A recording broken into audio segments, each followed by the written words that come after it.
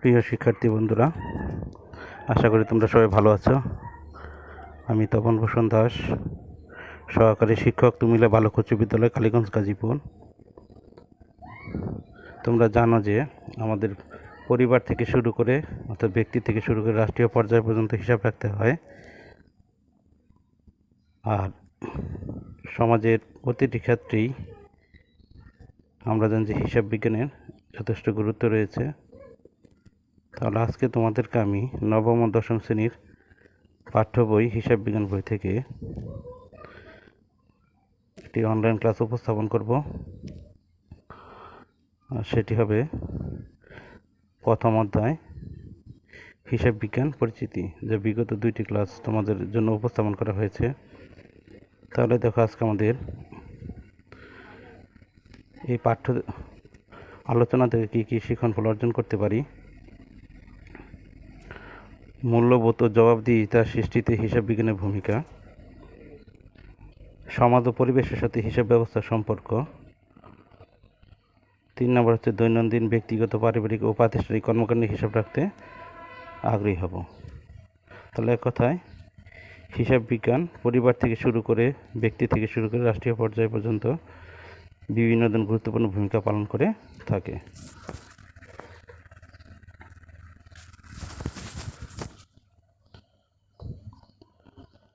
তাহলে এখন দেখো, সমাজ ও পরিবেশের সাথে হিসাব ব্যবস্থার সম্পর্ক কী।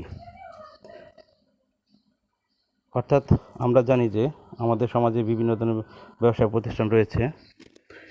এই সকল ব্যবসায় প্রতিষ্ঠান আবার সমাজের প্রতি কিছু গুরুত্বপূর্ণ ভূমিকা রাখতে হয়। বিশেষ করে জলবায়ু দূষণ রোধে প্রতিষ্ঠান আজকাল অনেক অর্থ খরচ করে থাকে। আবার এই সকল খরচ কোন কোন খাতে হচ্ছে সেগুলো কি রাখতে হয়, হিসাব রাখতে হয়। অর্থাৎ পরিবেশ সংরক্ষার্থেও আজকাল প্রতিষ্ঠানগুলো তারা শুধু মুনাফা অর্জন করে না, মুনাফার একটি অংশ দিয়ে তারা পরিবেশ যাতে দূষণমুক্ত হয় এবং পরিবেশের জন্য জলবায়ু দূষণ রোধে তারা কী করে কাজ করে থাকে। তাহলে দেখা, এখানে আমরা একটা চিত্র লক্ষ্য করছি। দেখা যাচ্ছে যে কিছু মুদ্রা দিয়ে তারা একটি গাছ দেওয়া আছে। অর্থাৎ তাহলে এই চিত্রটি দিয়ে আমরা কি লক্ষ্য করতে পারি, দেখানো বলা আছে হিসাব বিজ্ঞান শুধু মুনাফা নির্ণয়ের জন্য ব্যবহার করা হয় না, মুনাফা নির্ণয়ের পাশাপাশি ব্যবসায় প্রতিষ্ঠান কর্তৃক সমাজ এবং পরিবেশে যাতে কোনো রকম ক্ষতি না হয়, হিসাব বিজ্ঞান সেই দিকটিতে অবদান রাখে। তাহলে আমরা আগেও বলেছি যে ব্যবসায় উদ্যোগে বলেছি ব্যবসা হলো একটি বৈধ অর্থনৈতিক কর্মকাণ্ড। সেটা মুনাফা অর্জনের পাশাপাশি সেটা যাতে আমার সমাজ কল্যাণ হয়, মানুষের উপকারে আসে, সেই দিকটিও বিচার বিশ্লেষণ করতে হয়। তাহলে আজকাল বিভিন্ন ব্যবসা প্রতিষ্ঠান তার মুনাফার একটি অংশ দিয়ে পরিবেশের জন্য কিছু কাজ করে থাকে, জনকল্যাণমূলক কাজ করে থাকে। তাহলে দেখো, 1 নম্বর পয়েন্টে বলা আছে জলবায়ু দূষণ রোধে প্রতিষ্ঠান কিছু অর্থ খরচ করবে এবং হিসাব রক্ষক তার হিসাব রাখবে। অর্থাৎ জলবায়ু দূষণ রোধে যে অর্থ খরচ হচ্ছে তার একটি সঠিক হিসাব রাখতে হয় এবং সেই হিসাব থেকে বোঝা যায় ব্যবসার মালিক সমাজ ও পরিবেশের সাথে সম্পর্কে কতটুকু সজাগ। বিশেষ করে তেল কোম্পানিগুলো বায়ু দূষণ রোধে অনেক ব্যয় করে থাকে। তা দেখো, 2 নম্বর বলা আছে শিল্প কারখানা থেকে নির্গত ধোঁয়া আশেপাশের পরিবেশ ও মানব স্বাস্থ্যের ক্ষতি করে। ব্যবসার মালিক ও হিসাবরক্ষককে এর প্রতিরোধে অর্থ খরচ করতে হয়, হিসাব রাখতে হয় এবং এই বিষয়ে সরকার নিয়ম নীতিকে অনুসরণ করে চলতে হয়। অর্থাৎ শিল্প কারখানাগুলো তাদের যে বর্জ্য পদার্থ আছে সেই সকল বর্জ্য পদার্থ যাতে তারা যত্রতত্র জায়গায় না ফেলে অথবা নদীতে না ফেলে সেটা দূষণমুক্ত করে বিশুদ্ধ করে তারপর সেগুলো কী করতে হবে, ছাড়তে হবে। এতে করে যাতে আমাদের প্রাকৃতিক পরিবেশ সুষ্ঠু থাকে, ভালো থাকে, সেই দিকটি বিচার বিশ্লেষণ করতে হয়।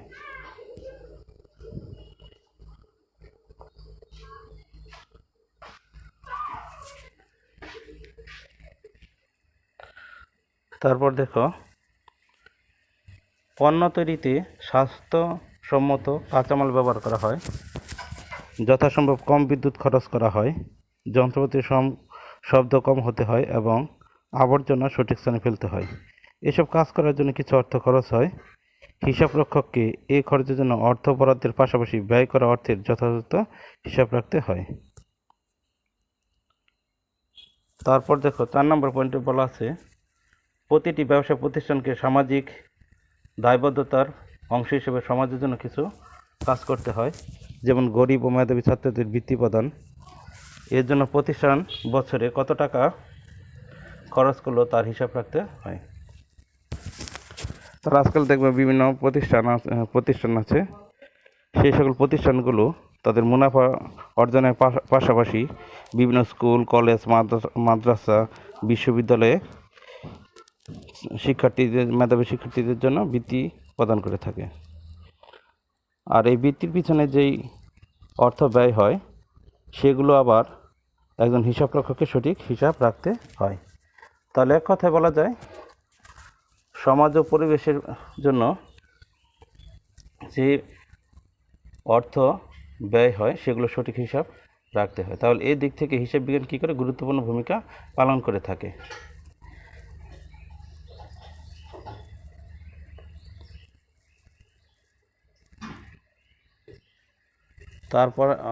তারপরে যে টপিকসটা সেটা হচ্ছে মূল্যবোধ সৃষ্টিতে ও জবাবদিহি প্রক্রিয়ায় হিসাব বিজ্ঞানের ভূমিকা।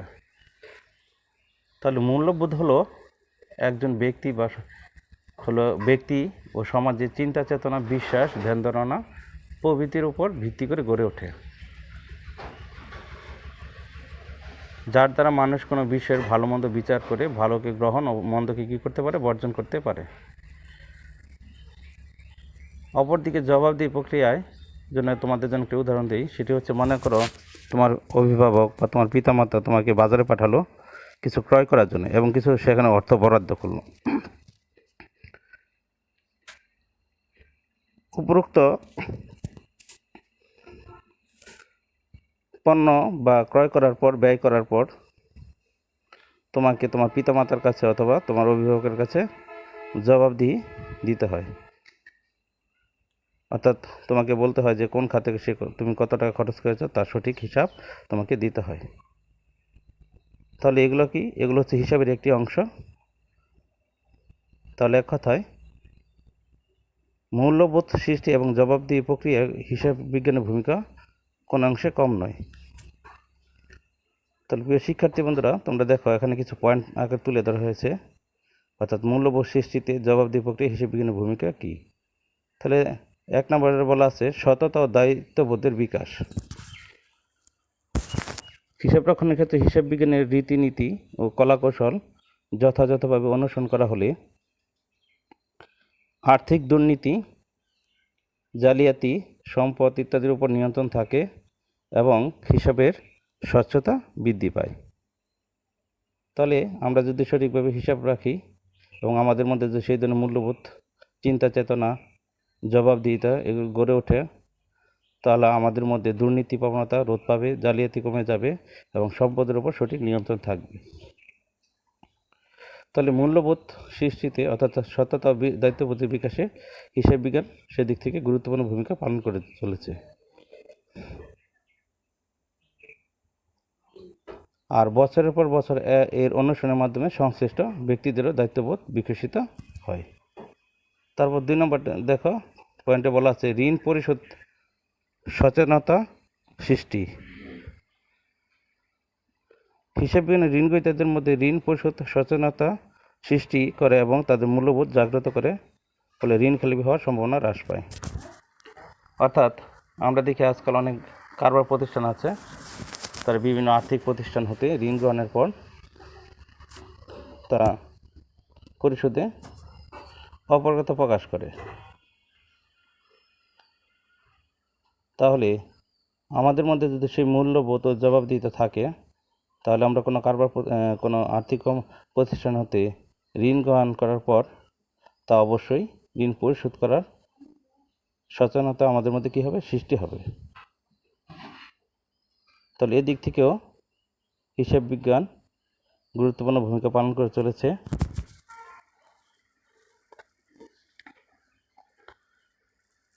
সমাজ ও রাষ্ট্রের প্রতি দায়িত্ববোধ সৃষ্টি। যদি আমাদের মধ্যে হিসাব বিজ্ঞান আমাদের মধ্যে যেহেতু মূল্যবোধ ও জবাবদিহিতা সৃষ্টি করে, সেহেতু সমাজ ও রাষ্ট্রের প্রতিও আমাদের কী করে, দায়িত্ববোধ সৃষ্টি করে থাকে। সরকারের আয়ের অন্যতম উৎসগুলো হচ্ছে ভ্যাট, কাস্টমস ডিউটি, আয়কর প্রভৃতি। অর্থাৎ আমরা জানি যে এই সকল উৎস হতে সরকার অর্থ সংগ্রহ করে সেগুলো আবার কী করে, আমাদের জনকল্যাণার্থে ব্যয় করে থাকে, অর্থাৎ মানুষের কাজে ব্যয় করে থাকে। আর আমরা জানি যে সকল প্রতিষ্ঠান নিয়মিত তাদের করগুলো, ভ্যাট, এগুলো কাস্টম ডিউটি, আয়কর এগুলো পরিশোধ করে, তাহলে সে দেশের উন্নয়ন দ্রুত সম্ভব হয়। তাহলে হিসাব বিজ্ঞান যথাযথ প্রয়োগের মাধ্যমে সঠিক আয় ও ব্যয় নির্ণয় করা সম্ভব হয় হিসাব বিজ্ঞানের মাধ্যমে। ফলে কর ফাঁকি দেওয়ার প্রবণতা হ্রাস পায়। তাহলে সেই ধরনের মূল্যবোধ আমাদের মধ্যে সৃষ্টি করে হিসাব বিজ্ঞান। তারপর 5 নম্বর পয়েন্টে আসে, দেখো, জালিয়াতি প্রতারণা প্রতিরোধ। আমরা জানি যে হিসাব বিজ্ঞানের মাধ্যমে সুষ্ঠু হিসাব সংরক্ষিত হলে জালিয়াতি প্রতারণা রোধ করা সম্ভব। আমরা জানি অনেক কারবার প্রতিষ্ঠানে কিছু অসাধু কর্মচারী রয়েছে যারা ইচ্ছাকৃতভাবে ভুল ত্রুটি সংগঠিত করে তারা প্রতারণা করতে চায়, প্রতিষ্ঠানের অর্থ তারা আত্মসাৎ করতে চায়, তছরূপ করতে চায়। তাই হিসাব বিজ্ঞান মাধ্যমে যদি সঠিক হিসাব রাখা হয়, অর্থাৎ সুষ্ঠু হিসাব ব্যবস্থা প্রচলিত থাকে, তাহলে জালিয়াতি প্রতারণা প্রতিরোধ করা সম্ভব হয়, যা আমাদের মধ্যে মূল্যবোধ ও জবাবদিহিতা সৃষ্টি গঠনে সাহায্য করে থাকে।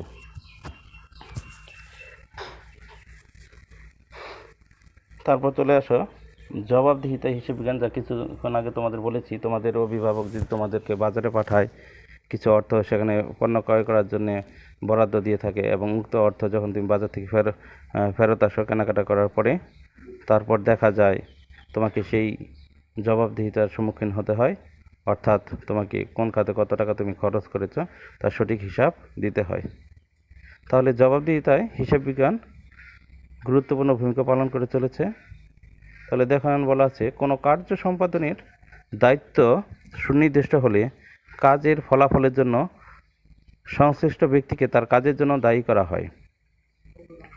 নিজের কাজের জন্য তৃতীয় পক্ষের নিকট দায়বদ্ধতাই হলো জবাবদিহিতা। এই জবাবদিহিতা কার্যক্রমকে গতিশীল রাখার ক্ষেত্রে হিসাব বিজ্ঞানের ভূমিকা উল্লেখ করা হলো।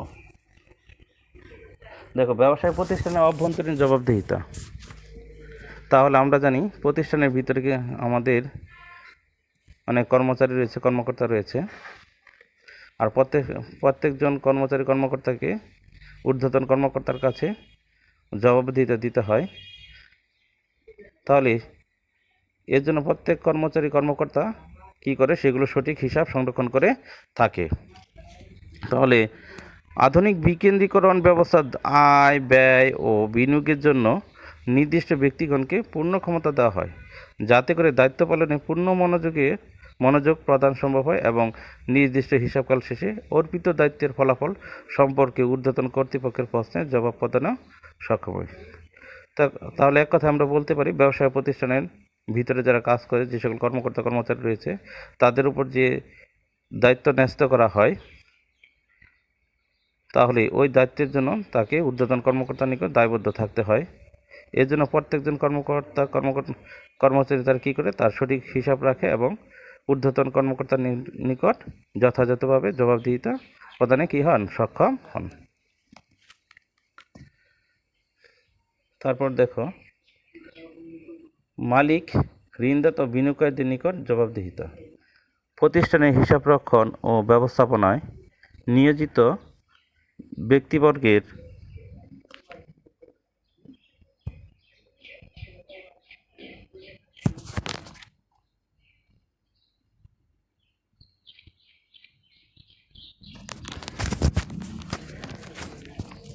তারপর দেখো মালিক, ঋণদাতা ও বিনিয়োগকারীদের নিকট জবাবদিহিতা।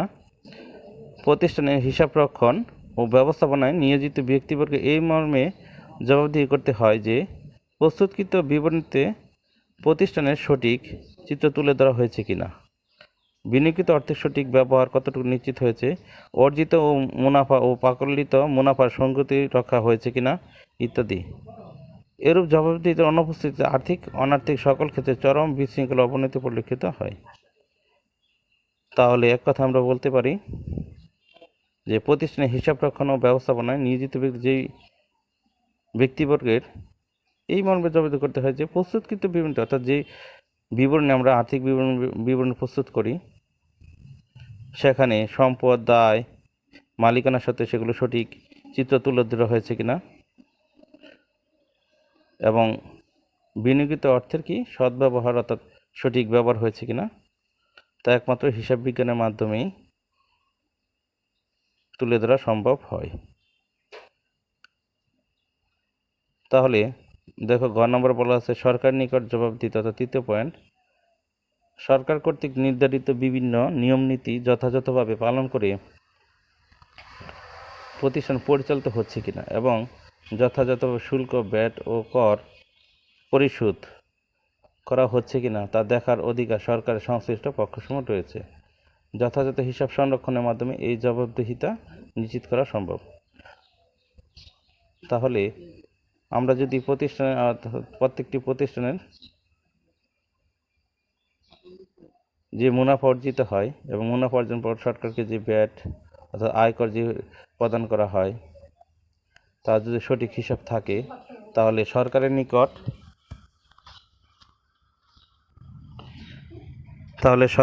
সঠিক জবাবদিহিতা তুলে ধরা যায়।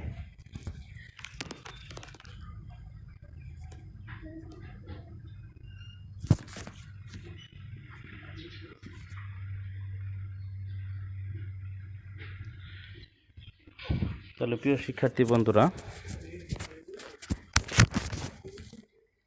উপরোক্ত যে তিনটি বিষয় আজকে আলাপ আলোচনা করা হলো, তাহলে তার ভিত্তিতে একটি তোমাদের জন্য বাড়ির কাজ এখানে দেওয়া হয়েছে। তাহলে চলো আমরা সেই বাড়ির কাজটি লক্ষ্য করি।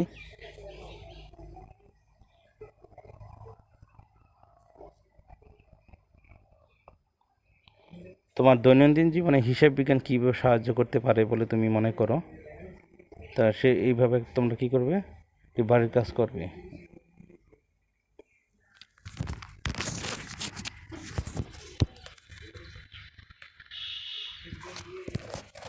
তাহলে প্রিয় শিক্ষার্থী বন্ধুরা,